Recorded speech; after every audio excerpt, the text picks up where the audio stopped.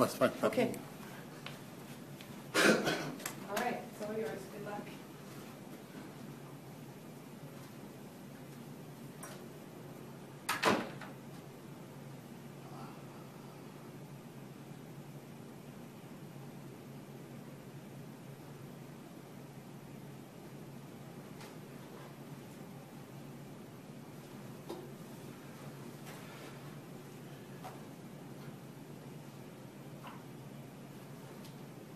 Good morning. My name is Dr. Qazi Abdul Rao. I am the visiting scholar, University of Toronto, and assistant professor, Nobel International University, USA. Today, I am going to present this paper at the 15th Dean Conference, Ontario Institute for Studies in Education, University of Toronto, March 22, 2013. The topic of my presentation is today, revenue generating social enterprises and end use transforming to social enterprise microfinance institutions, incorporation issues and acts in Canada, in Ontario. So here I am going to my presentation objectives of the study and research question, and then context, and then I am going to issues, and then I'm going to talk my personal experiences, and then I'm going to give some recommendations. So the objectives of the presentation is, of this paper is to explore issues of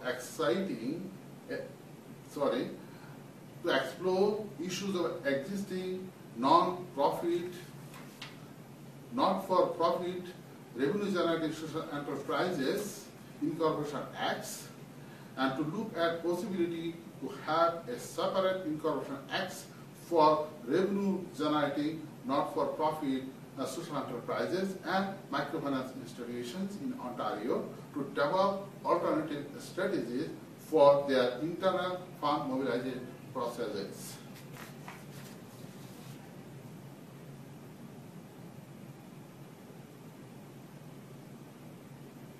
So my research question is, why are there no separate incorporation acts for revenue non-profit, not-for-profit revenue generating social enterprises and for microfinance institutions in Ontario?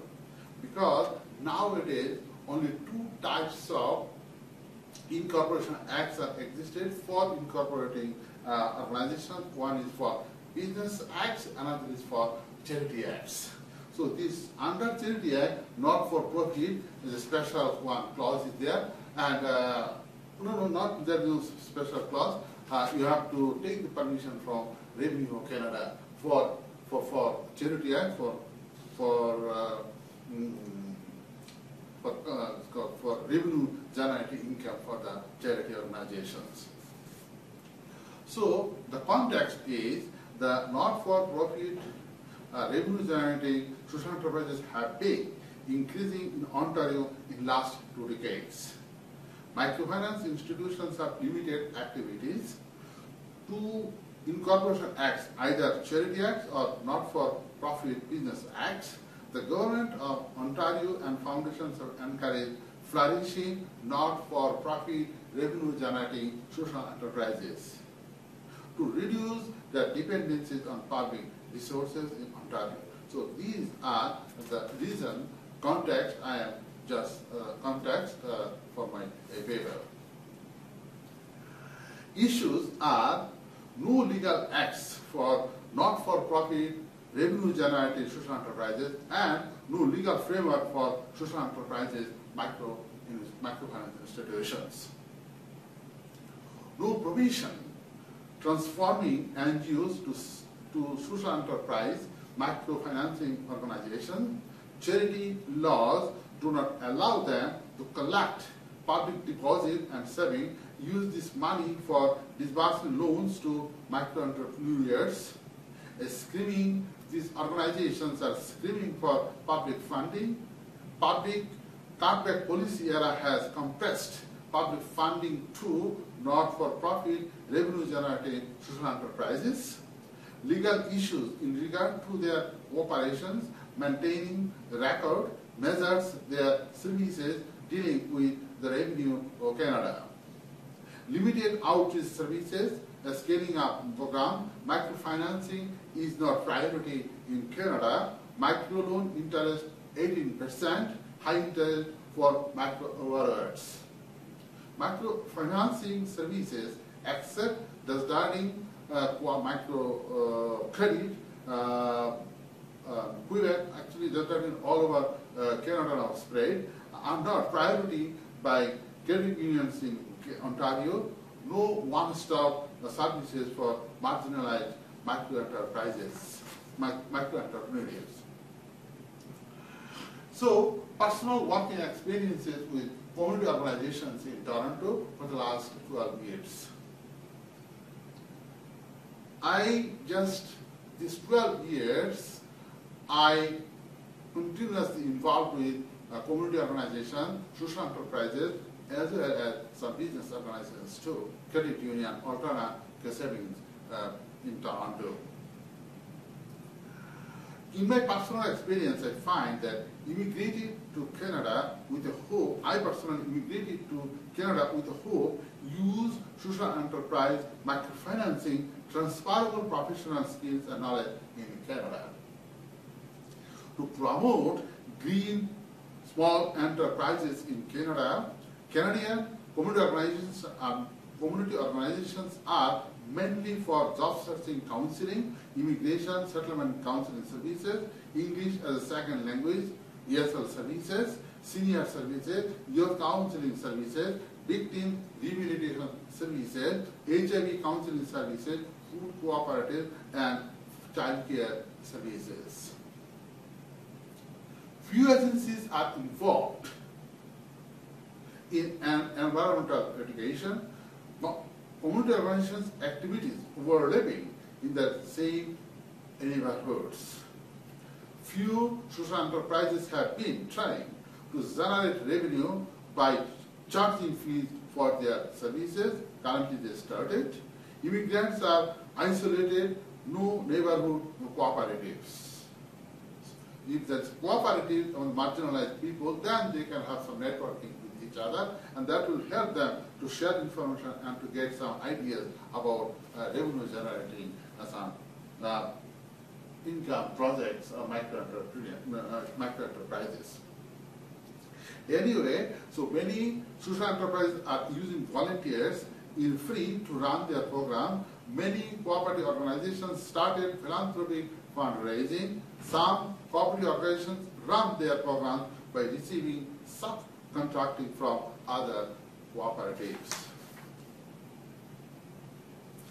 Social enterprise concepts. What are the concepts of social enterprises? The combinations of social and economic missions and visions. No loss, no dividend company with social objectives, and mainly serve to marginalized people for their money. That means the organization, community organizations which include social activities as well as income generating economic activities to earn some revenue to the people as well as to the organization. So, transforming NGOs to social enterprises, nowadays a lot of not-for-profit organizations are including social enterprise activities in their organization. Especially if we look at overseas, many local community organizations felt they might transform or convert to microfinance institutions owned and governed by their stakeholders. Example, in Bangladesh, ASHA, Bangladesh BRAC microcredit program, Proshika microcredit program, Nijara Kuri microcredit program. So a lot of other organizations in Bangladesh, they are involved with this. They transform the charity organizations, charity to income generating microcredit program. If you look at Bangkasal, Kazalu and the Prode in Bolivia and Bank of Rakat, Indonesia, from non-regulated microfinance NGOs into regulated microfinance institutions. That means the microfinance institutions are incorporated under separate act. Mi Banco, Bancaso, Casa and Protem Bolivia is collecting deposits and buying and selling bonds to public. Grameen America in USA, they also incorporated in a separate act. This transformation process experiences have been very positive in Bangladesh, Indonesia, Latin America, Caribbean countries and USA. Growth has accelerated, increased operational efficiency and reduced costs. So these organizations, they expand their activities to the marginalized people and also increase their operational efficiency because the finance is coming. Finances, they cover their cost and also they reduce their operational cost.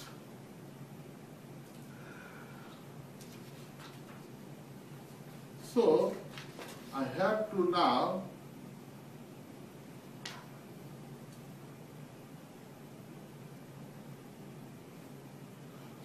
personal experience in incorporating public well integrated services in Ontario. Last year in October, with my initiative, I incorporated one not-for-profit charity organization called Public Wellbeing Integrated Services in Ontario. So here I have a huge experience, and that is actually resonate to write this paper. So first I applied for incorporation of Non-Neighborhood Mini Club, a social enterprise agency, to develop and facilitate cooperative among marginalized neighborhoods, to engage people to social enterprise activities, initiate coaching center, child care center, waste recycling, community kitchen, community gardening, satellite fresh vegetables and fruits selling. The examiner of the Office of the Public Guardian and Trustee Charitable Property Program advised me change vocabulary related to social economy of the proposed organization. Then I was surprised. This is my main objective is to organize the marginalized people and develop the many cooperatives and then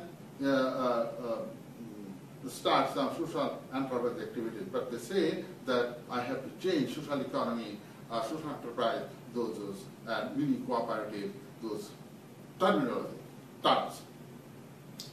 The examiner comments me in the paper that a corporation that has some charitable objectives and some non-charitable objects will not qualify as a charity.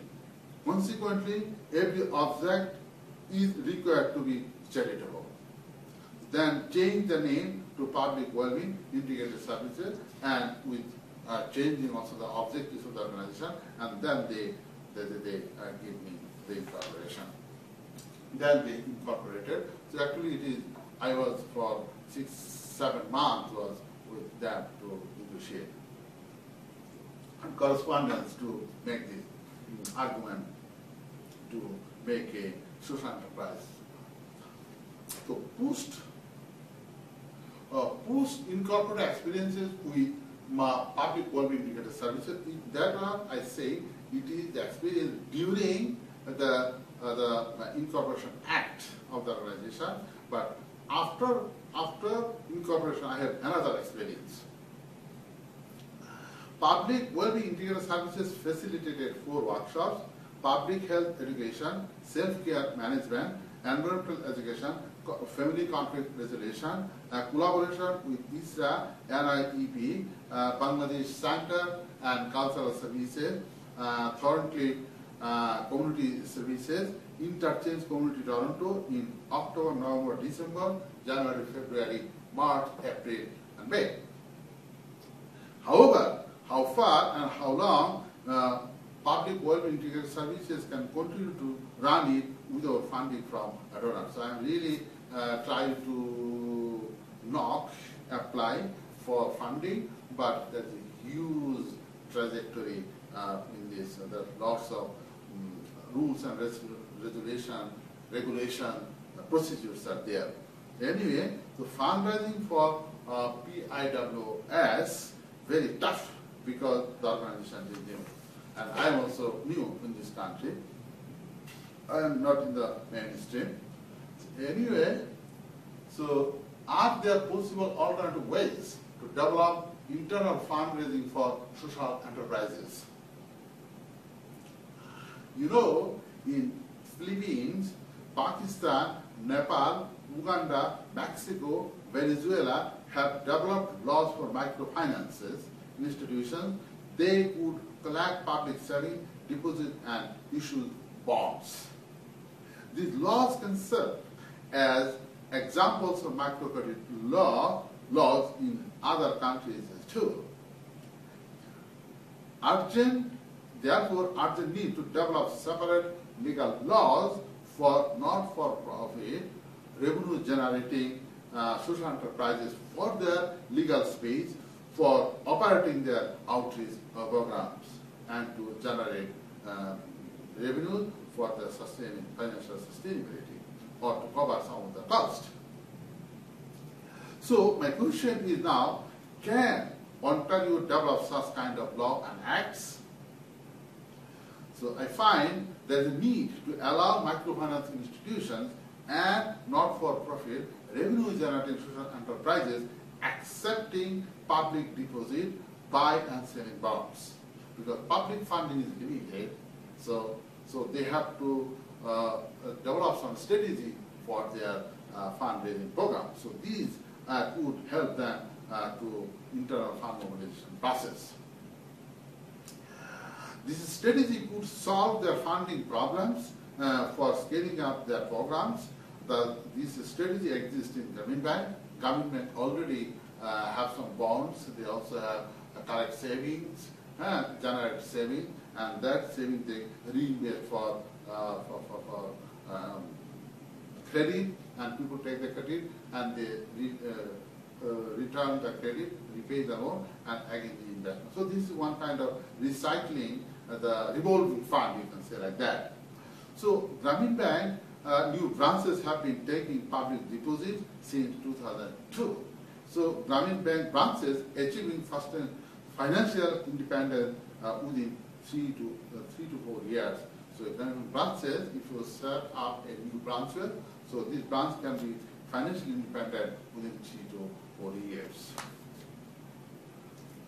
So Grameen Bank Special Ordinance Incorporation Act 1983 in Bangladesh. So it is not new. In more than 3 decades, these incorporation acts for not-for-profit organization. So act is there, and that act actually made as a special ordinance act passed by the parliament in 1983. It is different from Banking Ordinance Act and Charity Act. Polygamo Sahayak Foundation, it is one of the apex organization and a wholesale refinancing organization to microfinance institutions in Bangladesh. These microfinance institutions have pioneered in socio-economic positive contribution all over the world. Even not only Bangladesh, all over the world, the microfinance institutions have good contribution to society, especially to marginalized people. So, Grameen other agencies formed under different incorporation acts. Some are incorporated social business acts, for example, Grameen Shakti, Grameen Energy. Many other incorporated organizations, Grameen organizations, are incorporated under charity acts. Say, for example, Grameen Kishi Foundation, Grameen Agricultural Foundation, but allow Grameen Kishi Foundation generate revenues from its services.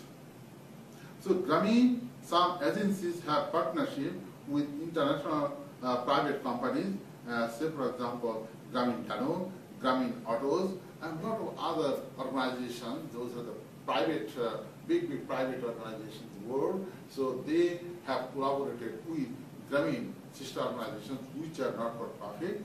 So this is one kind of hybrid model, you can say, and they're working very well in Bangladesh. So now I'm coming to near our neighboring country, USA. Just a New York City, Grameen America, a microfinance organization, has been working in USA since 2008, just five, 6 years before it started. And it has now more than 13,000 borrowers, disbursed 75 million loan to its microfinance, although I make it 55 $75 million. Every month it disbursed more than $3 million. Clients' total saving is more than $1 million. Expand its activities to different provinces: New York, California, Portland, Florida. U.S. federal and provincial government acts have supported its Grameen America's legal framework. So now my question is, would Ontario make separate acts for social enterprise organization? This is the question. So microfinance institutions incorporated under Bangladesh Micro Regulatory Authority. Recently it started in 2002, that all the microfinance institutions are incorporated under Microcredit Regulatory Authority, MCRA. So these MCRA has developed its own act, and MCRA allows microfinance institutions collect savings from its clients, buy bonds, sell bonds, provide loans to clients, and charge fees for services. These acts can be found on internet. This internet address is there. So, and here you can find that Society Registration Act 1960, Act 11 of 1960, and the Trust Act 1982, the Voluntary Social Welfare Agency Registration Act 1961, and the Companies Act 1994.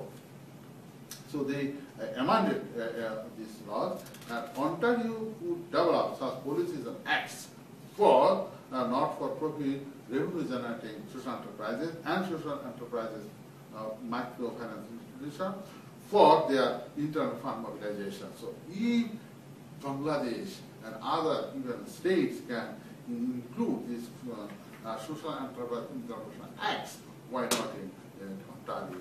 Because Canada is also progressive in social enterprises. So now my recommendations are that here in Ontario needs to explore and develop separate acts, legal framework for not-for-profit revenue-generating social enterprises and for microfinance institutions. Develop transfer mechanism for charity to not-for-profit revenue-generating social enterprises legal entity, not under charity. It should have its own separate independent legal entity. So, but it needs to be high cautious for community bonds and social bonds buying and selling without providing securities or permission from Security Commission in Canada.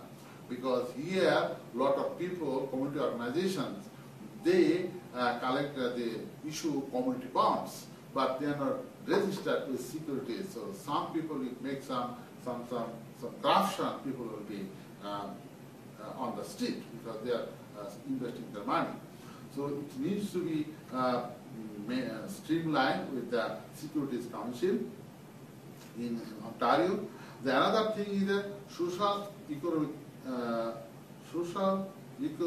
economy Ontario would the portfolio for developing social enterprise acts. Social Economic Center in Ontario could be the portfolio for developing social enterprise acts, or other agencies could give the responsibility to draft for not-for-profit social enterprise incorporation acts and govern the acts. So intensive public policies for microfinance institutions for savings collections, bond selling and buying is important, and to avoid risk, government should develop mechanism that protects the savings of the savers and the depositors. So that's why I say that there could be a revenue generating social enterprise commission could be developed and could form, and under that portfolio, the Social Enterprise Incorporation Act, that regulation and that execution could be monitored. So that is my presentation. So thank you for listening to me. This is very urgent, I think, because I attended several social economic center workshops, different seminars, symposiums outside in Toronto, in Ontario, even in Canada. I find that it is urgent and necessary to make separate revenue generating social enterprise incorporation acts for a legal entity for the social enterprise organization. So this is my recommendation.